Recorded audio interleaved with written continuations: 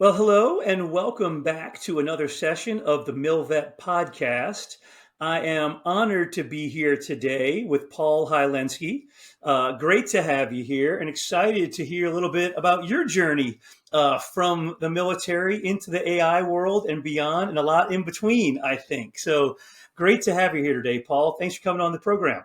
Yeah, thank you so much, sir. Appreciate you having me. As we do with all our guests that we bring on from the MilVet, I think it's important. Everybody out there, every veteran or non-veteran, has their own journey, has their own path they go on, and yours is an interesting one, to kind of where you started to where you get to. But I'd like to go back. I always like to go back for our veterans out there to kind of go back to your military time and maybe talk about, what was the impetus for you joining the military, and talk a little bit about that, and kind of what was your inspiration to do that? Was something you knew about since you were a little kid? Did you just kind of say you were lost and needed the direction? What was your story for joining the military? Yeah, so, in high school, I was an average student, just an average kid. And then, I wanted to do something. I didn't know what I wanted to do. I wanted to either go to college and then a Marine Corps recruiter came into the school, and I thought, wow, maybe I could be the few and the proud. And I thought if I was going to join any military service, it might as well be the Marine Corps because they were the best. That's what I was told. So I was like, okay. I joined the Marine Corps, and oh, wow, that was a rude awakening for a kid who didn't know how to iron or do a lot of things that you learn in boot camp. And after boot camp, I realized I didn't know what I didn't know. So I became, my journey in the Marine Corps. I was a helicopter mechanic and, loved working on things, which was really great.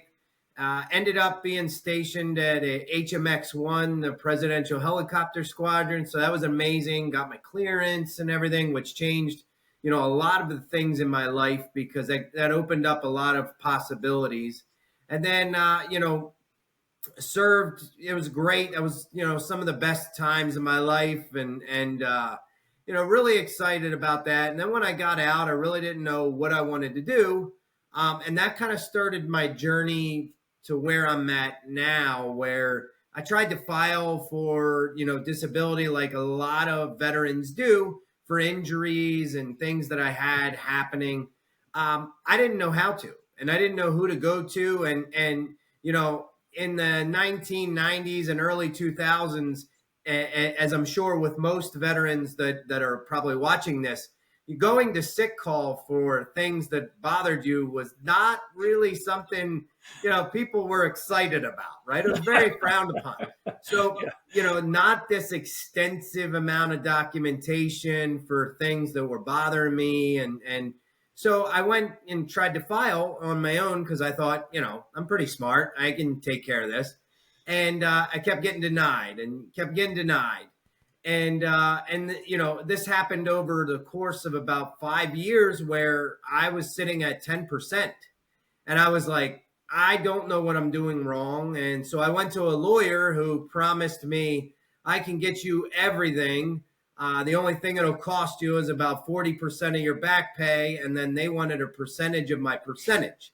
And I thought to myself, I got a job. I was like, this seems like highway robbery. I was like, I'm just going to quit.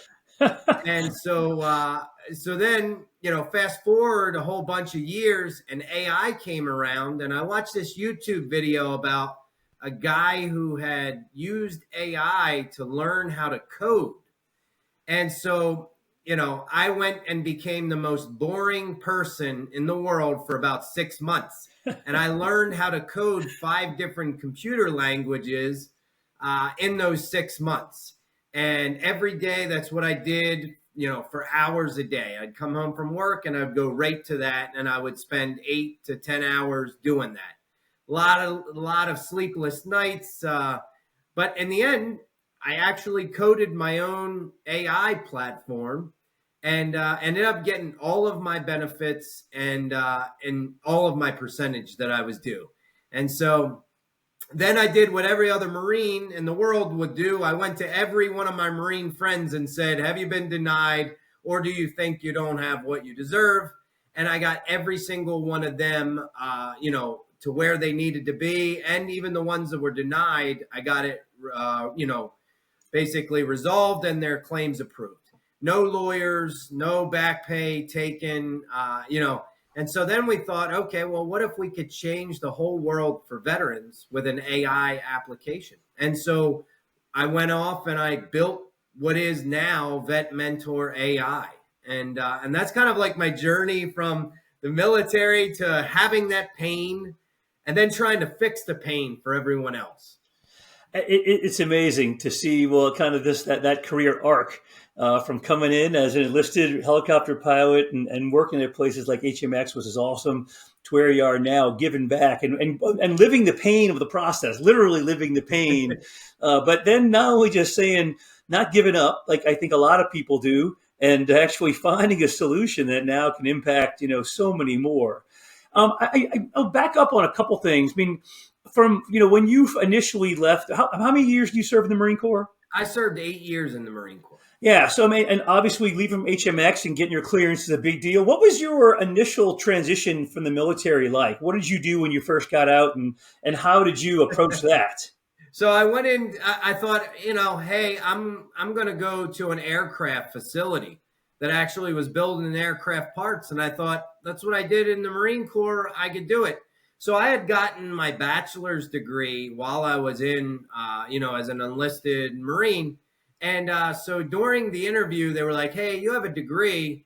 And so the president of the company actually came in and said, hey, how do you feel about leading people? And I said, sir, if I can lead Marines, I said, I'm pretty sure I can lead anyone else in here. And he was like, that's a pretty good answer. So then they actually they changed my interview to where I was actually a supervisor. And so then I literally through the years actually had went up to where I was the director of the company. And so, then AI hit and I was like, wow, I started using AI for the business and the factory. And then I was like, okay, well, what if I could fix this problem? But the transition was hard at first, right? I mean, one of the things that really impacted me in my life was I had a manager that was like a tyrant. Like there are some tough Marines to work for, and for as far as leaders, this gentleman was next level, right? And so part of my journey became, really proving wrong some of the people. And so in the civilian world, people are very quick to tell you can't do something. In fact, I had made a comment about how I would have loved to have written a book about how I wanted to change leadership. Well, this manager said that no one would read my book and that, it was a stupid idea. So I wrote the book and I actually included some of the leadership tactics that he actually did. Yeah. And it actually did very, very well. I went on later to write 4 more books, and 2 of my books are actually bestsellers. And so, that was one thing. I also had another manager at that same company to say, I had a dream of doing a TED Talk. I said, I want to do a TED Talk, because my intention back then was to change leadership. And I still, I was able to do it. I was able to actually change leadership and make it more human, like show businesses that you could treat people great and still get profits. It didn't have to be one or the other. So I wanted to do a TED Talk, and I was like, okay, well, I did 150 applications over a 3-year stunt.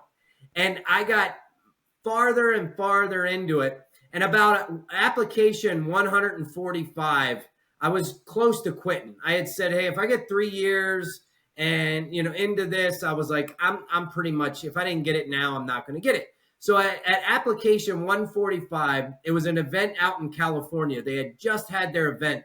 So I applied, right? I knew they just had their event. The guy calls me at 8:00 on a Saturday morning. He says, I want to talk to the idiot who just applied for this event. And I said, well, I don't know who the idiot is, sir, but I just applied. And he said, do you realize it's a closed event? And I said, absolutely, sir. I want to be number 1 on your list. I want you to look at my application first for next year's event. And he said, well, maybe you're not the dumbest son of a bee. Maybe you actually are the most resilient. And I was like, yes, sir. And so I told him, we talked for 20 minutes.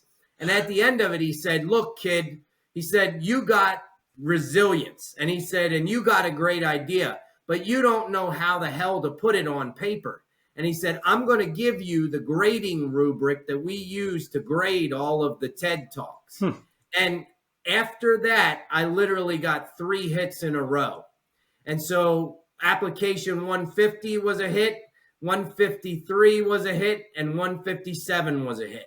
And so I have 4 TED Talks now, TEDx Talks, under my belt. And so it changed my life because it was somebody that said, you can't do it. I figured out a way to do it. Then I had the perseverance and the resilience to not quit when I failed. And that was the biggest thing that, I've learned in my life is if you fail, just view it as a step closer to the goal. Yeah, I always talk about, failure is you got to fail to be successful, right? And if you fail fast. Fail fast and learn from it. We talked about that a lot during my time at Amazon because, again, people are going to fail, but it doesn't mean you stop trying. You just figure out another way to get there. And you've been truly one of the most resilient stories I've ever heard. That's amazing. And I love that. I need to look up your TED Talks, obviously, as well. They're all on YouTube. And one of my TED Talks is actually error proofing. So I wrote a book called Error Proofing Humans. And so what I wanted to show people was the average human makes 4 to 5 mistakes per hour if they're trained properly. And so most companies, what they do is they try to fire you if you make mistakes. But, human nature is you're going to make mistakes. Sure. So instead of focusing on actually error proofing the human, focus on error proofing the processes. Yeah. And so that I use that same methodology in our AI platform where I've actually error proofed the AI models. And that's how we were able to get such great accuracy with our with our AI models. I love that. That's great stuff. Now, do you attribute your resiliency, grit, whatever you want to call it, to your time in the Marine Corps? I mean, is that something you think was a key to your? Did you always have it? Was the Marine Corps a factor in that? I mean, I'm just curious. I mean, if that was something you kind of fall back on. I think I got a little bit of it in the Marine Corps. I think honestly enough, like as I was doing these things and had these ideas, at first I listened to people. At first I was like, well, maybe I can't do it, right? And I'll be honest, when I was applying for these TED Talks, when I got to like 100, I was like, what the heck am I doing? I'm a loser. Like nobody wants to listen to me. And I was like, that's why that's why I'm never getting picked. And then, but it came to me where like, you hear these stories where it says like, hey, most people, like 90-something% of people only do less than like 20 podcast episodes, right? When they want to start a podcast. So like you only have to be in the certain percentage to really be successful. And so I thought to myself, okay, if I looked up, I said, hey, how many, TED or applications, right? The average one is like 200. So I said, okay, I'm not doing bad. I was like, I gotta keep going. And then so I just kept going. My first book did okay, right? My second one was horrible. Nobody bought it. The third one was an Amazon bestseller, Barnes and Noble bestseller, right? And so I thought, I'm not going to stop, right? Because the more shots on target, the more likely you are to actually hit it. And that's what people think, right? The only time you fail is when you quit. Yep. And that is what people need to really realize when they're doing things is like, just keep going, one foot in front of the other. It's motivating talking to you and hearing how you fought through all this. And I love that, the fact like you're right. You miss every shot you don't take, right? You got to take the shot.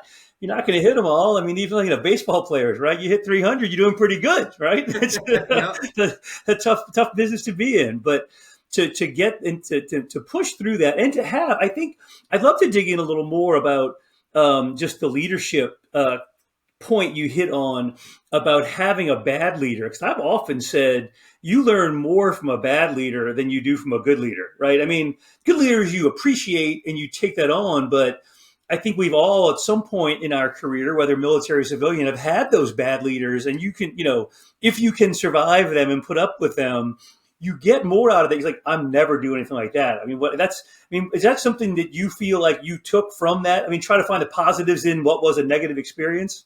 Yeah, I actually used to write down what I liked about some leaders and what I didn't.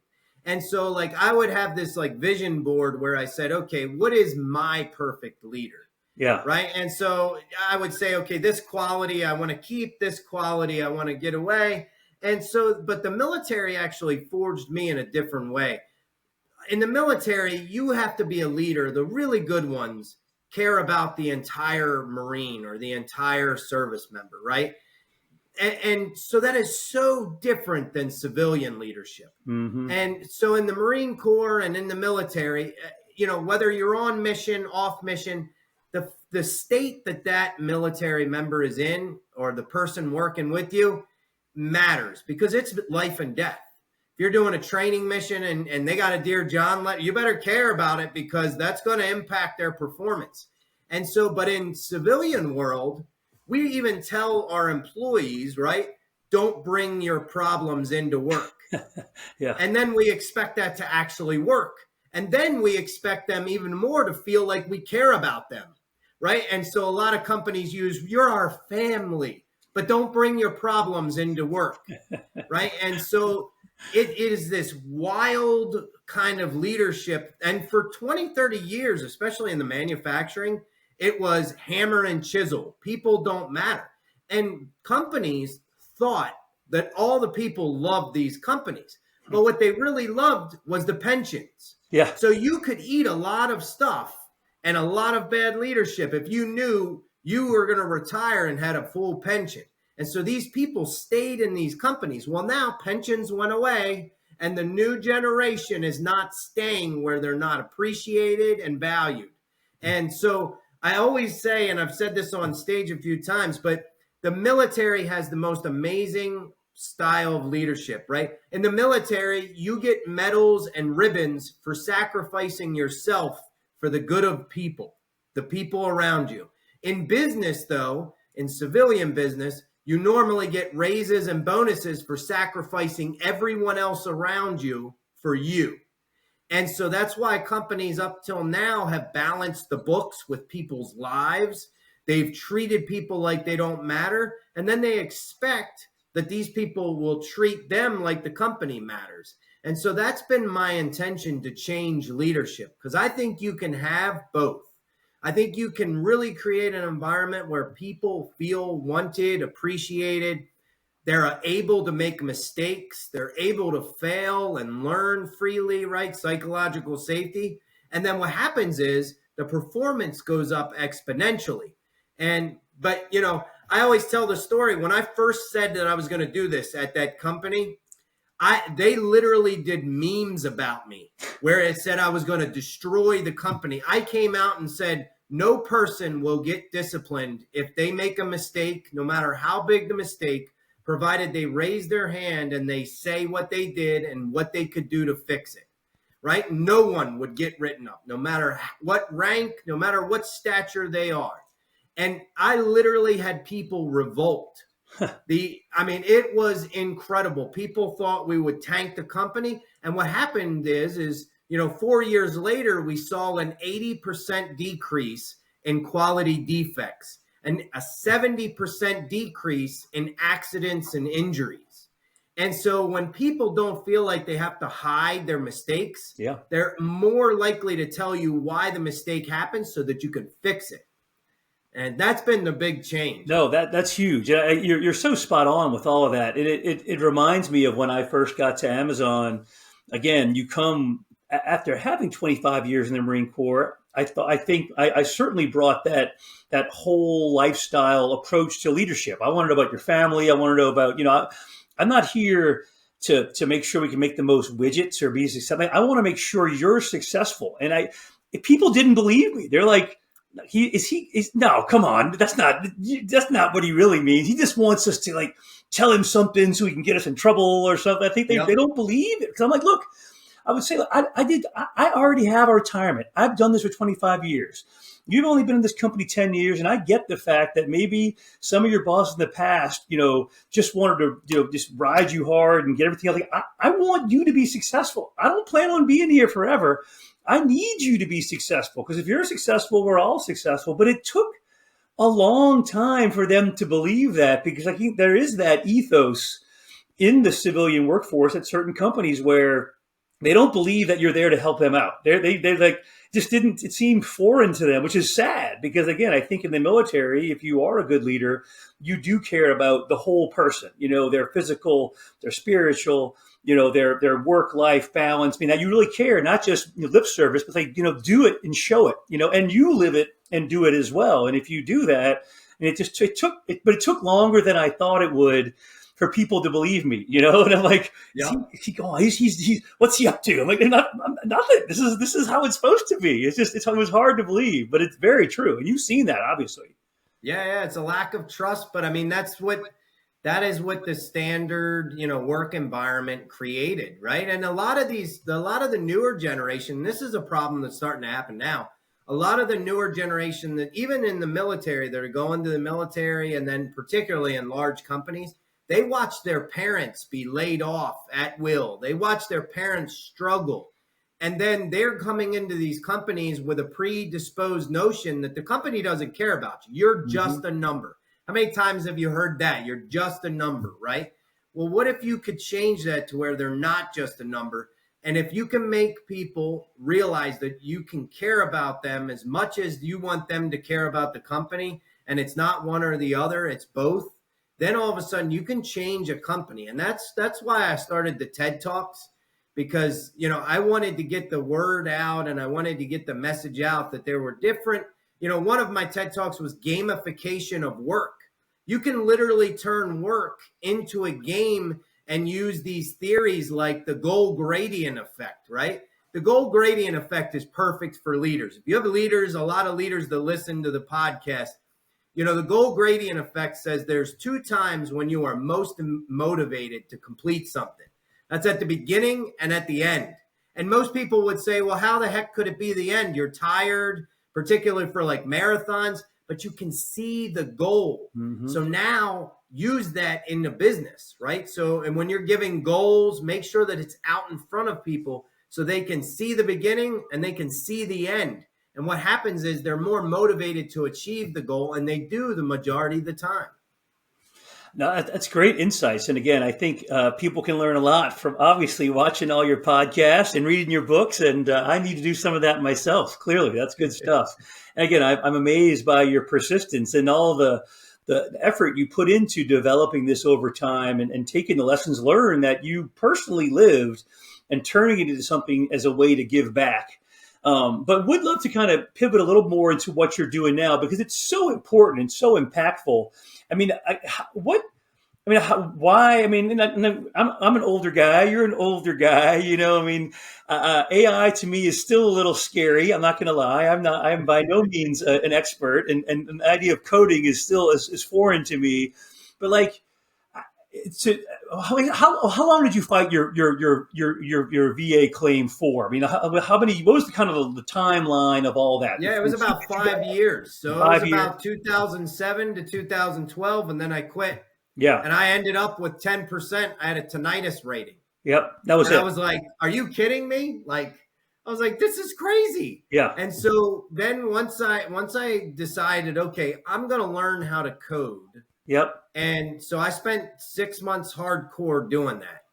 And then when I built the prototype that I use, because originally I only built it for me. Right. I was like, I'm going to build something to get me my benefit. Yep. And when it did mine, and I got all this back pay because I had the intentions years and years ago.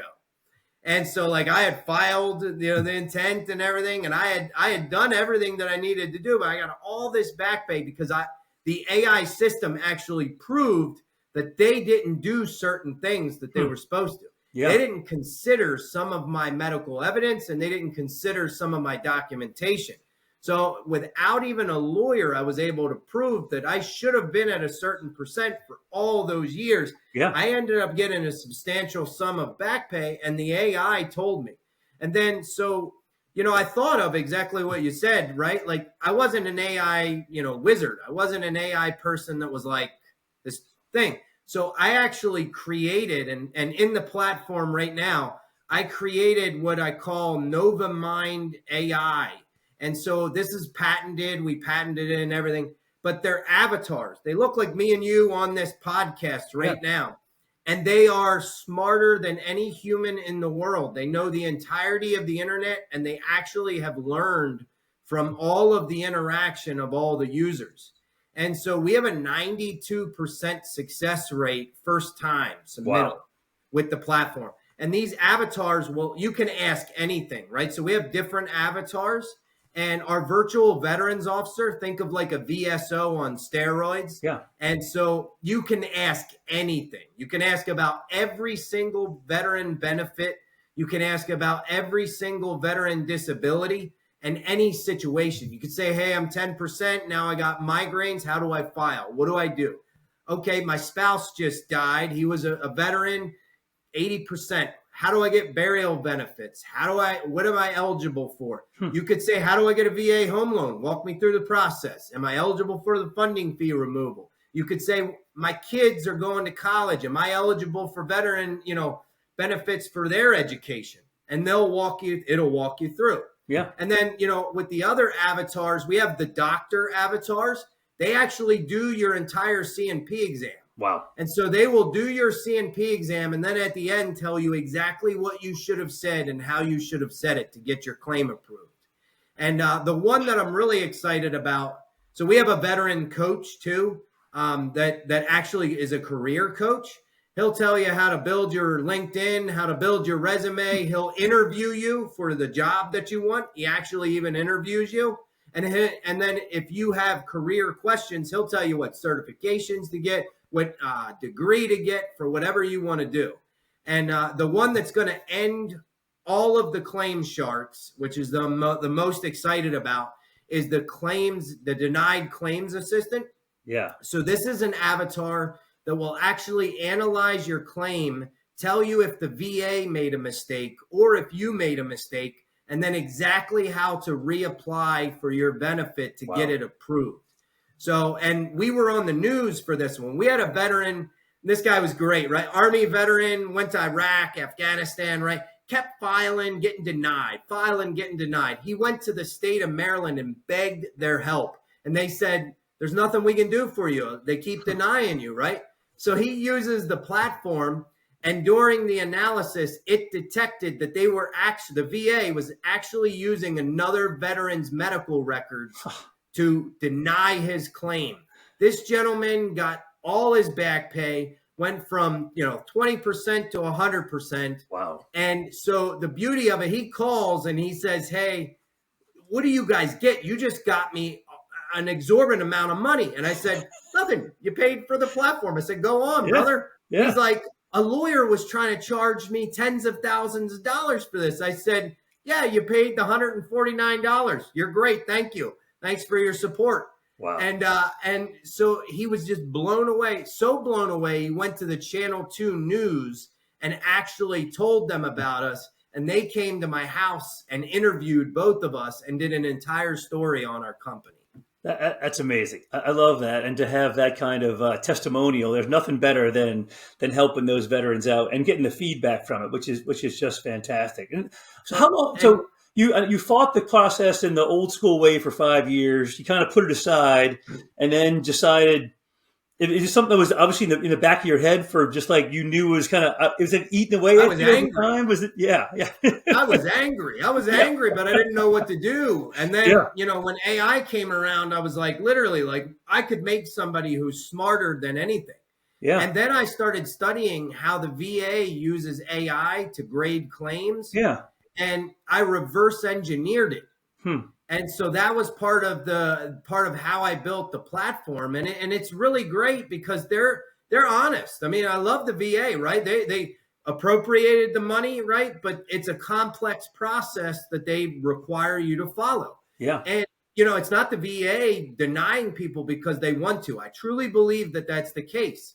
That it's not the case. They're not denying people because they want to. They're denying people because they're not following the regulations. They're not following the requirements. But what veteran knows to say, hey, I'm having 3 to 4 prostrating headaches per month or per week that impact my work-life and balance, right? Like nobody talks like that. When they get asked how many headaches you have in a week, a few, and that gets you 0, right? So it's all on how you coach the veteran. And that's really what the AI has allowed us to do. We can basically, and our platform grades your claim. So in 30 seconds, I can tell the veteran if your claim is good enough or not, whether it will get approved or not. And then if not, exactly what to do and what documents to go get. And then so we actually create the documents too. So if you need a Nexus letter, it's a one click of a button. It will scrape the internet because it knows your profile and knows what your disabilities are. It'll scrape the internet and actually find medical journals and studies that prove your disability to your service or your disability to the other disability. Wow. And so then it writes it legally and it gives the doctor a legal buffer. It even writes it legally so that it provides protection to the doctor. And all you have to do is print it out and give it to your doctor. So normal Nexus letters are costing veterans $500 to $1,000 because their doctors won't sign them because they don't want to do the work. And so all of our veterans have been able to take this Nexus statement and actually give it to their primary care and for a $20 copay, get their Nexus statement signed. And it even APA cites the journals and studies so that their doctor can Google it if they want. And a lot of doctors do. They'll actually Google it, read it, and say, yep, you're it's right. written that your diagnosis, this documentation, and you in front of me all match. I'm good to sign it. Yeah. And so we even have a even better thing. We have a claim builder and strategy guide. So what it does is it actually tells you exactly how to file your claim, the exact words to put in your 526 easy form, the exact phrases and words you should use at your C&P exam, the exact phrases and words you should use on your buddy statement. It makes it so simple that a veteran cannot screw it up. And so we've tried, right? I mean, we've beta tested it, and that's how we're at a 92%. I mean, this thing simplifies it to the point where if you can read, you have every chance to get your claim approved. That's amazing. So, but what's the website again? Where do we go for this stuff, man? No, I love it. So it's www.vetmentorai.com. Got it. And how are you getting the word out about this? I mean, this seems too good to be true, honestly. Like this is something that more I go to a lot of veteran focused events, and they a lot of times will have VA reps there that'll help you with their claims, but this seems to be such a more efficient and just, amazingly just broad application that can help you in even more than your claim and just like in other different ways too. How are you getting the word out about this platform now? So we've been doing social media. Right now we have about 20 total partnerships where we've actually partnered with veteran organization, VSO because this platform can 10x the efficiency of a VSO. Yeah. The veterans and these veteran organizations, they actually go on and they pre-fill out all of this information. So instead of them bringing the VSO and not knowing what they need, not knowing what to do, they come with a 5-page packet to the VSO. The VSO can literally process their claim right from that package that they got from our site. And so we've actually been, again, front page of a newspaper in Maryland said, we had one of our partners say that it reduced the workload for their organization by 75%. Wow. And so these VSOs were able to 10x their entire process through with these veterans.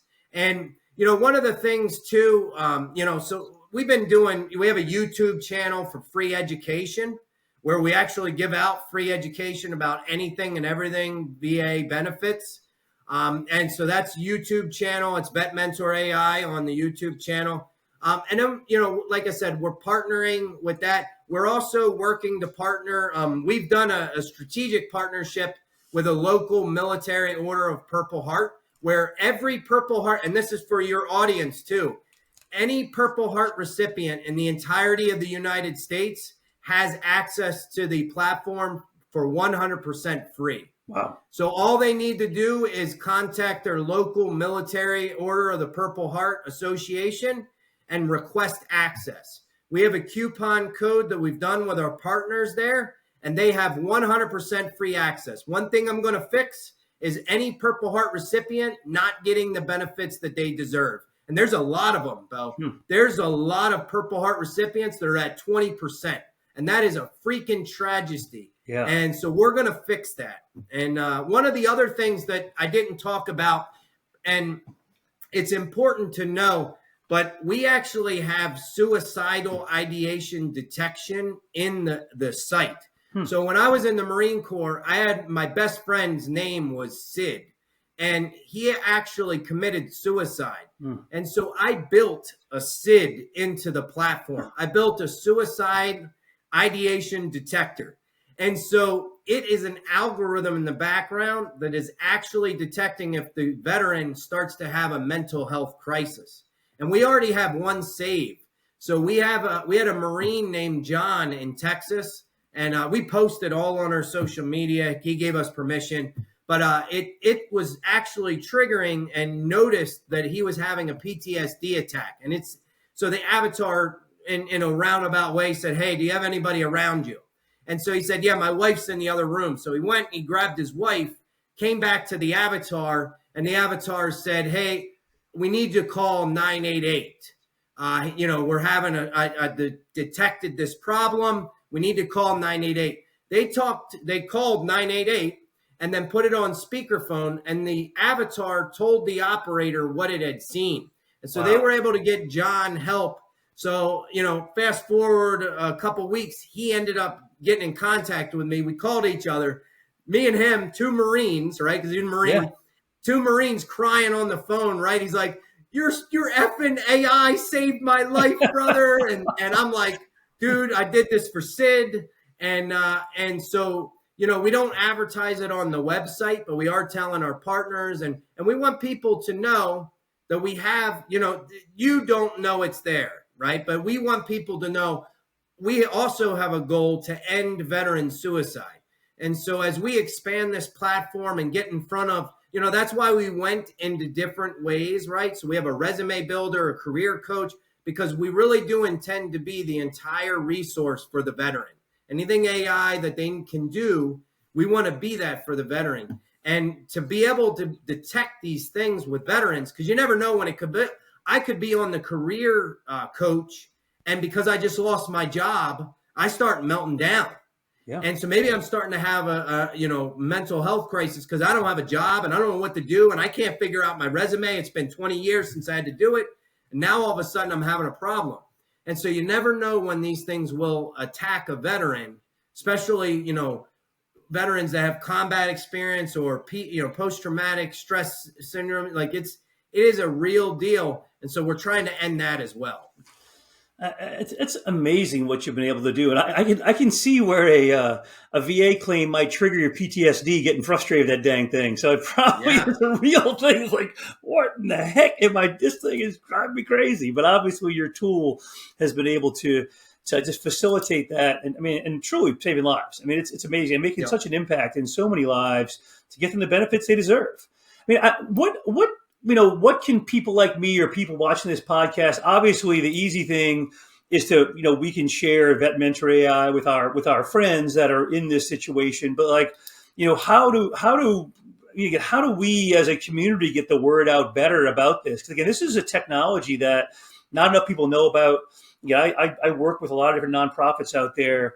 I don't think any of them have ever heard of this. Maybe they have, it's something that seems too good to be true in so many ways, too good to be true, to be able to make this such an efficient tool to help you through what is such a painful process for so many people. And to your point, some people just give up. Like, you know what? It's just, I tried.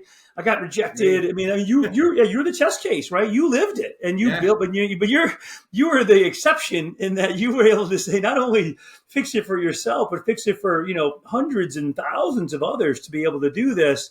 I mean, what's the best way to advocate for it? How do we get the word out there? Where can your audience and where can people like me be of more help to get the word out on this? I mean, the biggest thing is these nonprofits, veteran organizations, tell them about us, right? If anybody has a local VFW or American Legion, right, the more that we can get into these organizations, like right now we've partnered with small, medium, even national nonprofits, right? Because they have veterans that in their organizations or they're impacting them. And so, whether it be the nonprofit or the veteran organization down the street or even your local VFW or whatever, anywhere that has veterans, we need to keep spreading it. And that's why we're going on podcasts. We have social media channels. We're doing events. We're trying to get the word out because the more people that know about Vet Mentor, the more people can get life-changing money. Yeah. We've taken people who were at 10% for, 10 years, 20 years, and got them to 100%. We've taken Vietnam veterans that were stuck at 80%, and now they're worried about, I'm going to die eventually, and my wife or my spouse or whatever, she's not going to get the benefits that she really deserves. We've taken them from 80% where they've been sitting with that for 20, 30 years, and now they're at 100%, which they deserve, right? And so it's changed people's lives. You give somebody $4,000 a month who quit because they didn't know what to do or they couldn't figure it out. You can change people's lives, right? I mean, even the homelessness in the veteran community, a portion of that could be saved. But think about these veterans who are at their wits' end and now they can't get the support that they need. Yeah. And now we're forcing them almost to go to the streets because they got no other option. But if we could get them the benefits that they deserve and there was hope, think about it. Like so many people just give up because it's hopeless. Yeah. And if it's hopeless, what do you care? Right. And so there's a portion of those people that are going to just fall away, and we could save them by giving them hope and showing them use technology. But people are afraid of AI. And this is a perfect example of using AI for good. Yeah. I've engineered this thing so that it is safer than any AI technology you will find for veterans. I've engineered this thing so that it doesn't hallucinate and it protects veterans. And so this is a perfect example of taking AI, harnessing the technology, and fixing a problem that existed for 50 years. That's amazing. I'm telling you, I'm leaving here fired up. I'm motivated. I love your passion. I love what you've done. And again, I love your journey. I mean, to after we have lived this, been an enlisted Marine, going through the process, been frustrated by it, and to build a solution that, started for yourself and then has turned into something that is just, truly a groundbreaking technology or tool. It's a resource, right? At the end of the day, it's a resource to help our veterans and to get them what they deserve from, through a process that can be so painful. And almost, it seems almost like subjective, right? You get the right person, the right claims person, they'll help you out. And the wrong person, the same person could have the exact same package, I would bet you, and it come up through different ways in the current system and get different results. This at least standardizes it all, has all the data behind it, and is truly using AI for good to help out our veterans. So unbelievable, Paul. I love it. I love it. It's great stuff. Thank you. Well, thank you for the time today. I'm fired up. I really appreciate that we're able to connect and hear about your platform, your journey. And I wish you the best of luck getting the word out there. I look forward to hearing more stories about this and the impact you're having.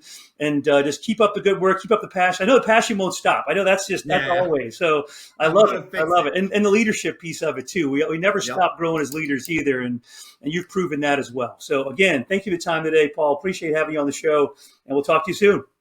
All right. Thank you, sir. Hurrah.